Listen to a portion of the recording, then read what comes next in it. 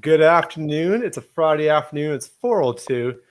We have an unusual breaking news segment show. Don't normally do this, but we've had some interesting updates coming through from our team of specialists here. We've got Rob Bowe, our eviction specialist out of Red Deer, Alberta. Andrea and Chris both have law enforcement background, so they're going to be very adept for this conversation we're going to have. We're talking all things COVID and entry. And on a segue, we'll have another discussion on a recent post in the group dealing with a dangerous tenant. But Chris, I'll throw it to you. Great, thank you. Welcome everybody.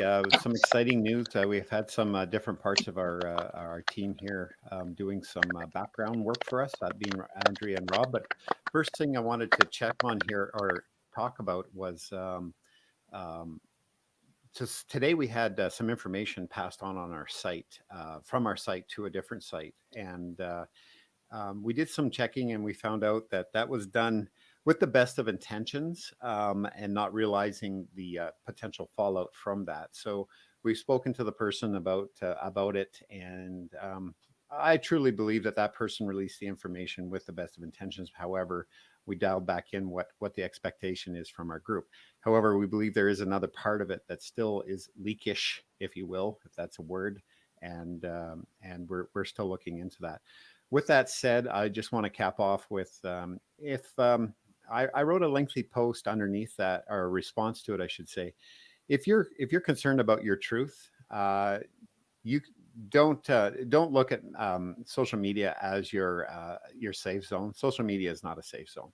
We do the best we can, and in screening who comes into the program and who's here. However, nothing is perfect. The only thing guaranteed in life is death and taxes. So let's get that straight. So if you're going to post, be prepared to back it, make sure it's your truth. And quite honestly, if you are following up with problems with a tenant, I certainly hope you're taking some civil action, because we put a lot of things in place with our landlord credit bureau, with our background checks with Neighborly and Single Key. And so, you know what, use what we've got in place to support you, and use the social media connections we've created with this private group as your resources.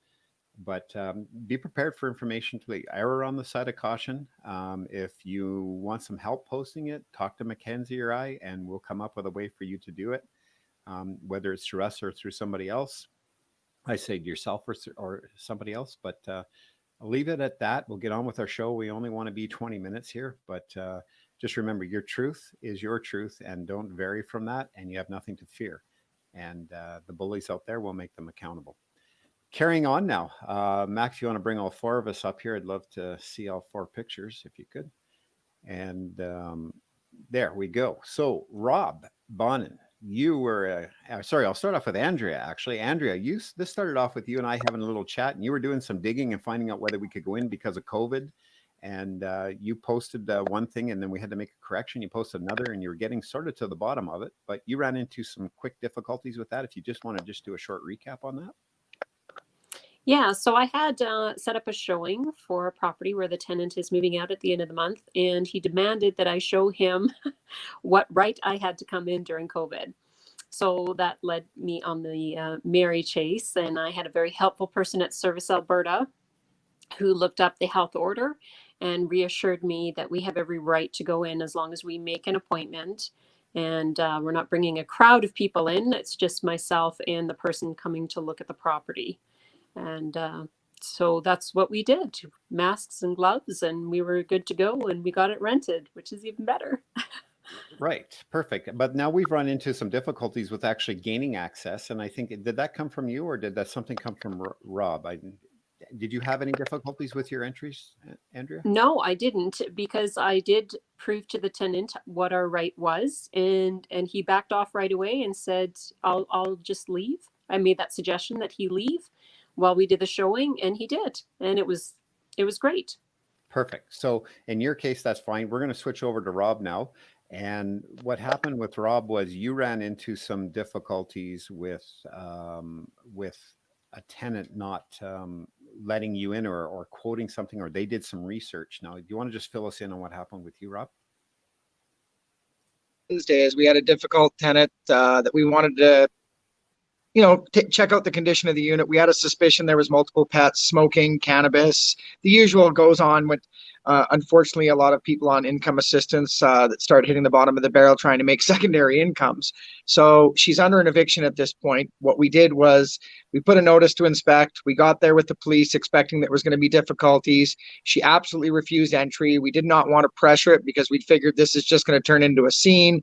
And she was telling us that Service Alberta had given her the impression that no inspections were permitted. So on Thursday, I got on the phone, spent 4 hours speaking with health officials all over the province, trying to get a hold of Dina's office, the individual that actually signed the health order, Dean Henshaw. Now, because of COVID, Dina's office does not take phone calls from the public and has blocked numbers. So I went to the health minister, and I ended up getting the health minister's aide, Janelle Thomas, from the government of Alberta.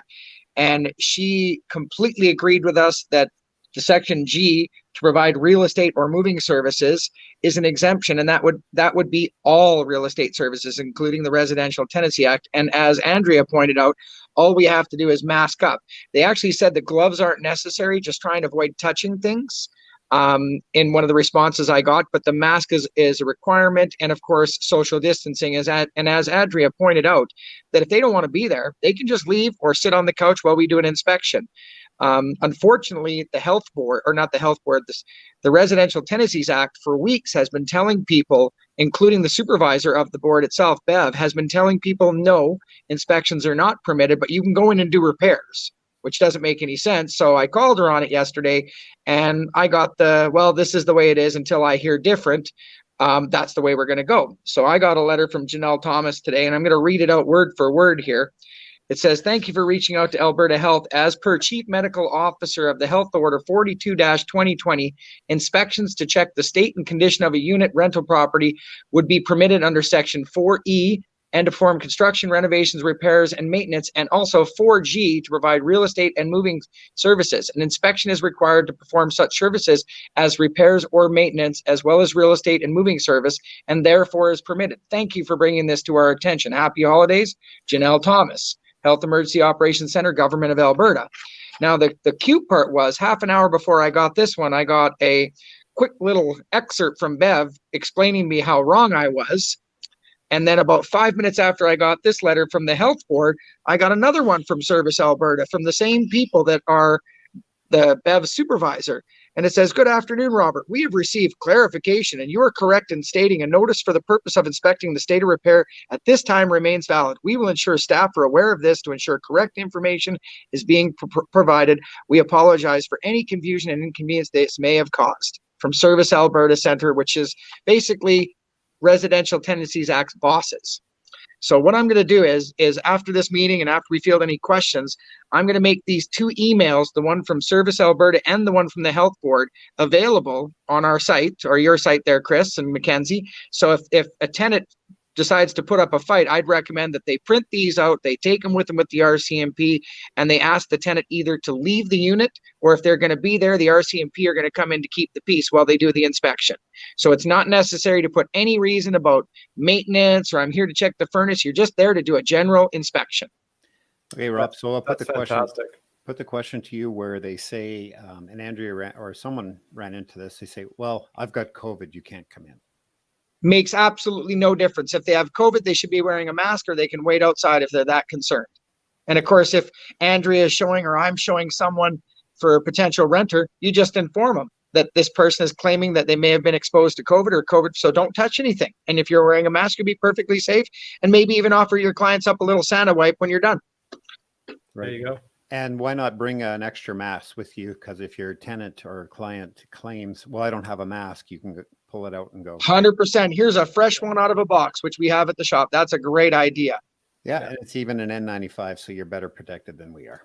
So like I said, I'll get these on the site sometime here this afternoon. So anybody that wants to use them, I'll take out my information and Janelle's information. I don't think that the health board official wants her private number and her private email listed out there for everyone at this point.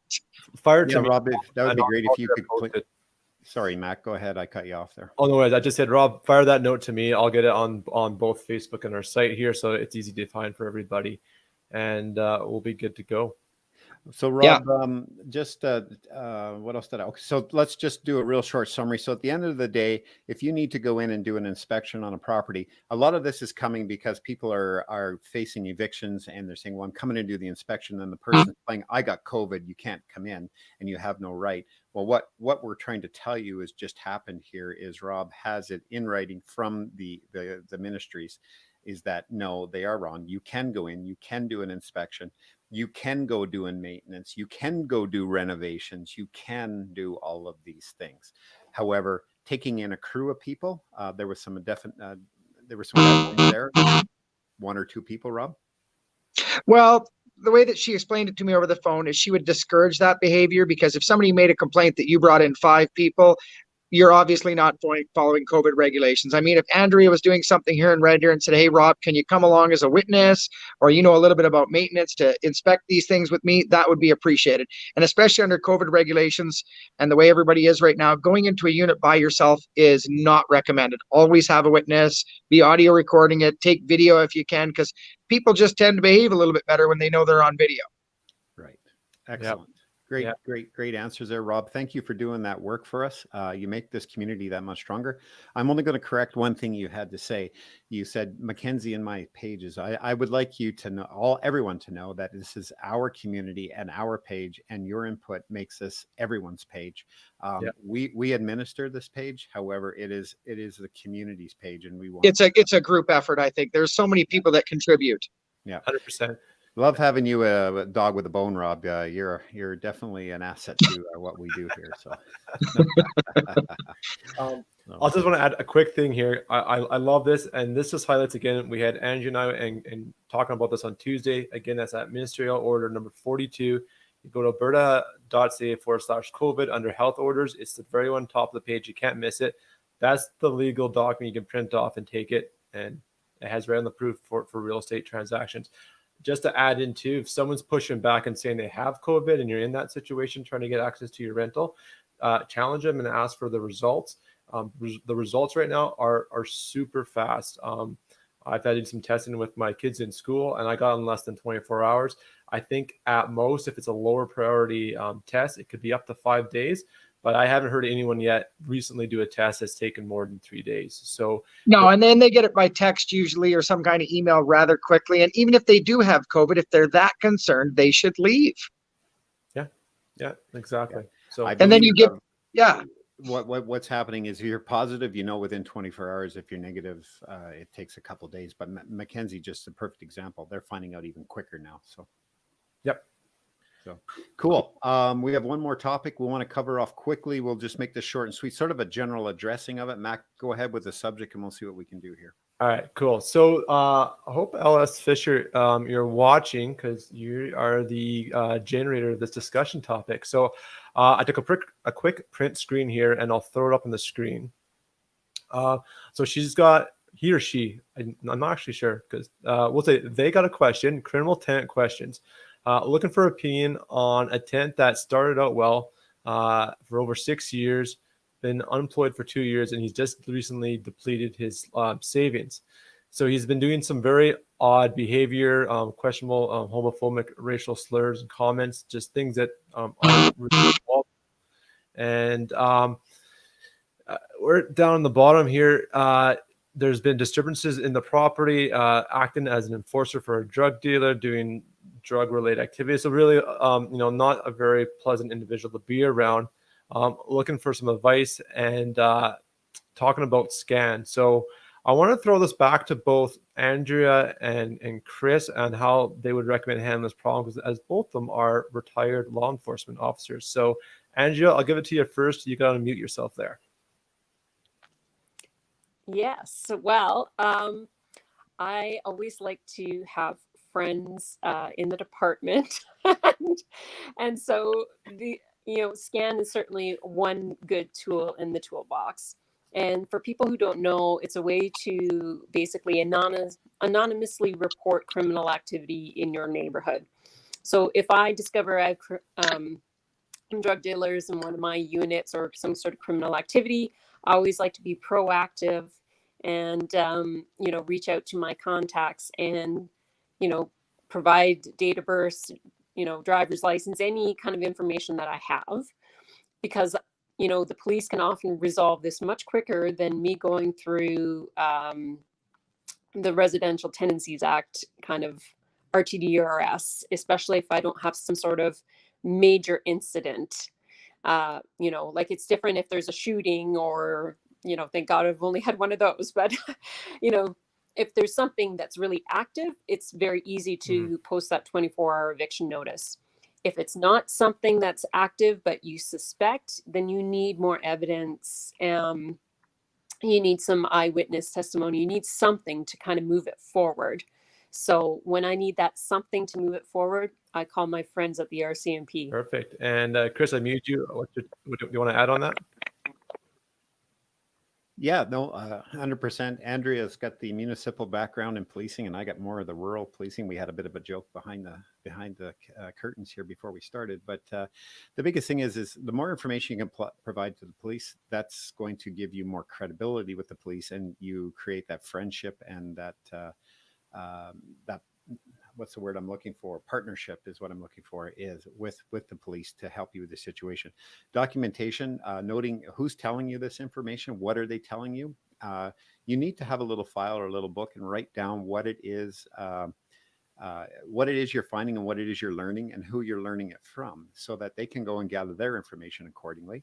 And once you have enough stuff, again, we looked it up yesterday, Mac, what was it? Section 21, I believe it was. Was this the tenant's conveyance? Yeah, the tenant's conveyance under the covenants. Covenants. Those are when they're preventing you basically from doing your job because of their behaviors. Are they having criminal activities? This is where you start to build. So you know what? You're going to put your investigator hat on, and you're going to gather the facts. And it's up there on to your left there, buddy. Yeah, Residential Tenancy Act. You'll flip it open. And that's what you need to do. And that's basically what Andrea's telling you is gather the facts so you make it easier for the police and you create that partnership with the police, and then you can get that eviction notice. Yeah. Now, you are going to have, once you've maybe established there's criminal activity, boom, it's easy then. But you want a preponderance of the evidence. It's not the same that you have to prove beyond a reasonable doubt, but a preponderance of the evidence, if that makes sense to you, Andrea. That makes sense to you? I need that in English, Chris, because I am not law enforcement here. I'm an IT guy. The closest I get is tapping the keyboard. I don't. I need some plain English here. What does that mean? You want to unmute Andrea, please? Or Andrea, unmute yourself. So basically what that means, preponderance means an overwhelming amount of information that says, yeah, it only makes sense. This has to be right.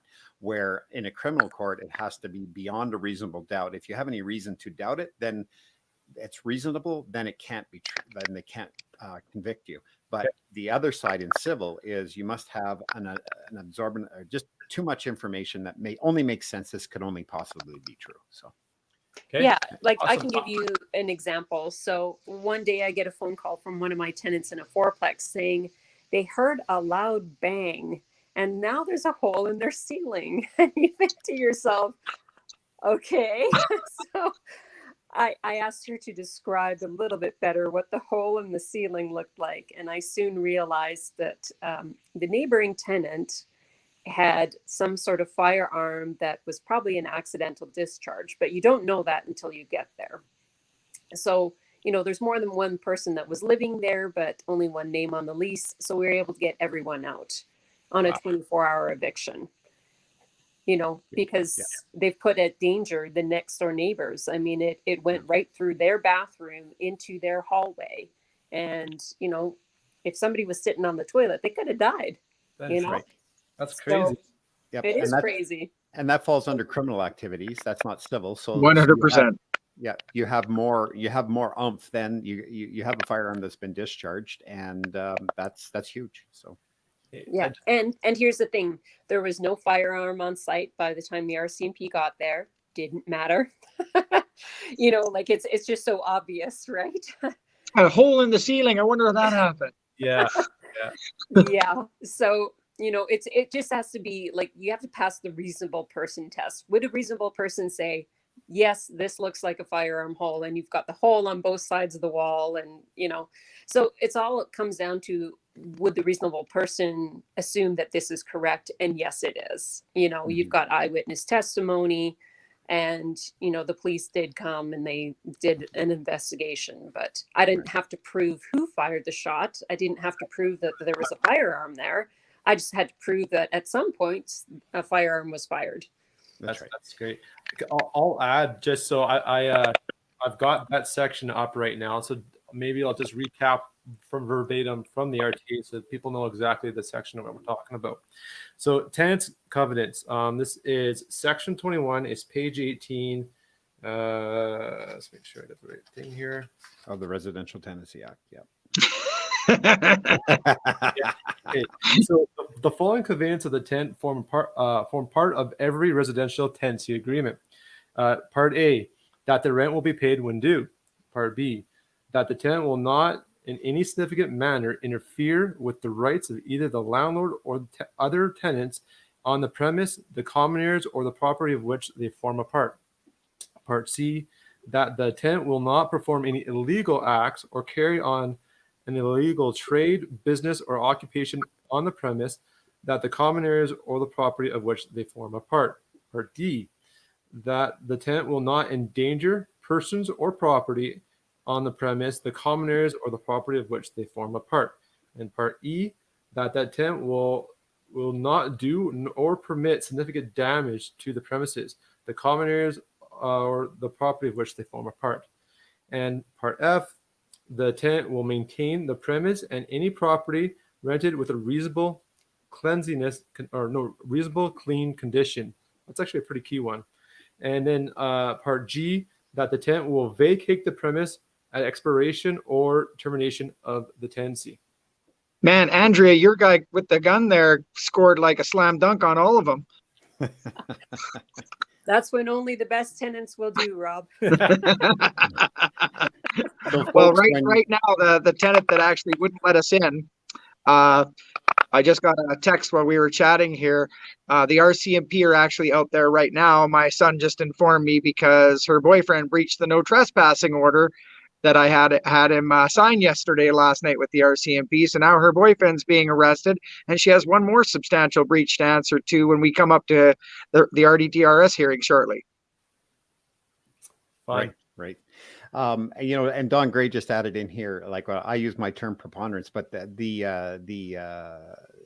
another proper term here, more Canadian, I guess, would be on a balance of probabilities of who's telling the truth is how they'll make a decision. And that's what's nice about provincial court, Chris, or even the RDTRS, is it's not Court of Queen's Bench where beyond a shadow of a doubt, it's their best it's the common sense by the provincial judge when he's listening to it. He can just decide, you know, I believe that person more. Yeah. So going back, so you're somebody who's just joining in, you're wondering what are we talking about? You're throwing all these terms, and what we're talking about is getting a tenant out where you're having troubles. You're going to do your research, you're going to do your background, you're gathering all the facts, you're involving the police where you can, because we have a tenant that's trying to have some criminal intents or behaviors that are questionable, and you want the police, you want them on side. So start documenting things is what we're saying. And don't be afraid. And if you need help, reach out to one of us. One of the four of us are right here right now. And get some off-screen input from us. We'll certainly talk to you on the phone and give you a hand. We're here as a community to help everybody. So that's right. Hey, we do got one question going back to our first part of the show, talking about COVID and what Rob had brought up. I'll just get this quickly up there. This is from Don Wheeler, MP. Hey, Don, how's it going? If a tenant says they have tested positive and provide the text stating this, aren't they supposed to stay home and self-isolate? How can you tell the tenant to leave? Well, I could feel that when I actually asked that question when I was talking to Janelle. Part of the property is their yard or just their common area outside. So if they're that concerned about breaking the self-isolation, they can step out into the hallway if it's an apartment and sit there and wait with their mask on. Or if there's a yard, they can step out and have their little smoke break or whatever they want to do. Even if they have COVID and it's proven that they have COVID, you can inform people that are coming with you, well, this person is COVID positive, so I have to make you aware and disclosures. And if they don't want to do the showing or the inspection with you, that's their right. But at the end of the day, the landowner has the decision to make whether or not they want to go in, and they are permitted. Brilliant. There you go. And just going back to what you guys said before, extra gloves, extra masks, hand sanitizer, just bring it in bulk. It's now readily available. It's not like it was people stockpiling toilet paper back in April. So we're beyond that. All that stuff's out there. You should have that on hand just to make things go smoothly. There you go. I hope we touched on it for everybody. We wanted to keep this short and sweet. Anything else from either three of you there that we want to cover off? Otherwise, we'll wrap it up. And Nope, but I'll send these to you, Mackenzie, so you can get them on the site. Awesome. Love it, guys. Power of the community. This is getting things done, getting you guys the information when you need it. So well done by everybody. And thanks for doing an impromptu show 20 minutes, 30 minutes before the hour here. So this is awesome. Yep. Rob, thanks for your research. Andrea, is that Rob? No, was it? I swear. Okay, that's easy fix. Mute. So, Andrea, again, always a pleasure with you, having you on the show. You're amazing what you got going on in your field with your management process going on. So anyone who is looking for a management company in Red Deer area, and reach out to Andrea. She has things tidied up and ready to go for everybody. Mac, thanks for organizing this today. It's awesome to have you quick on the trigger here today. There you go. Now, I like your new set. Did you get a new camera and a mic there, Chris? Or is that? Oh man, yeah. Finally, I talked to my tech guy and he fixed me up, and it's sweet now. I don't sound like I'm talking from 10 miles away. So. Oh, perfect. All right, guys. And I'm told I've got the DJ swagger here once in a while. So the lean is what you have to work into it. This is the 9 o'clock special from Chris Noble on Pinoco, Alberta. This is an impromptu show on the Alberta Landlord Community Group and on YouTube. Thanks everyone for joining us. We'll probably be talking to you guys soon again before the New Year's end. Thank you. Thanks everyone. Sounds good. You have a great night, guys. Good night.